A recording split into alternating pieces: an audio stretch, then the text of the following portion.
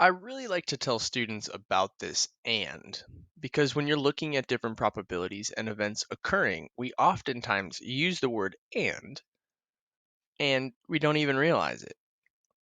So here what I'm going to do is I'm going to do an example, a quick example using the probability of A as 1/2 and the probability of B is 1/4. Here I want to find the probability of A and B. In order to do that, based off of what I said earlier, we're going to be finding the probability of A and multiplying it with the probability of B. In this case, we get 1/2 multiplied by 1/4, which if we multiply, remember multiplying fractions, you multiply the tops, you multiply the bottom, the numerator and the denominator, you can go straight across. We'll get 1 times 1 is 1, 2 times 4 is 8. And you would end up finding the probability of both A and B occurring together.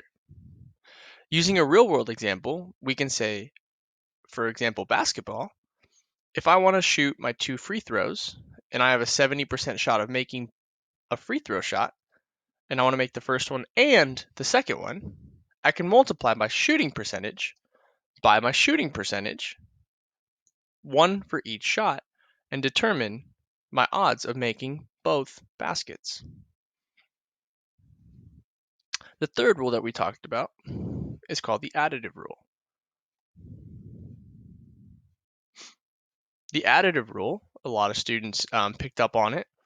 We're going to be using addition of probabilities. But when do we actually add those probabilities? Well, we add probabilities for events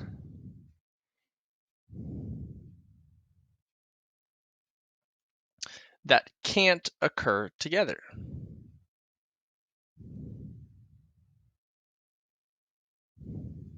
In other words, what I like to think is for events that can't occur together, we add the probabilities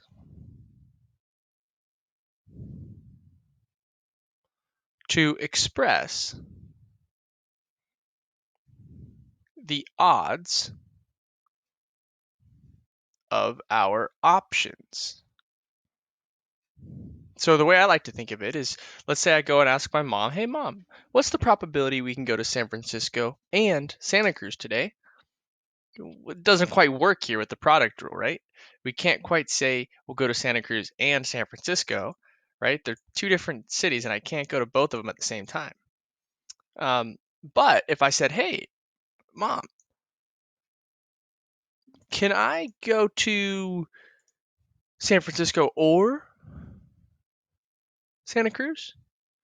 What's the probability that we can go to one or the other? You can find the probability of that. So let's see what this looks like using some notation. I'm going to go down here, do an example.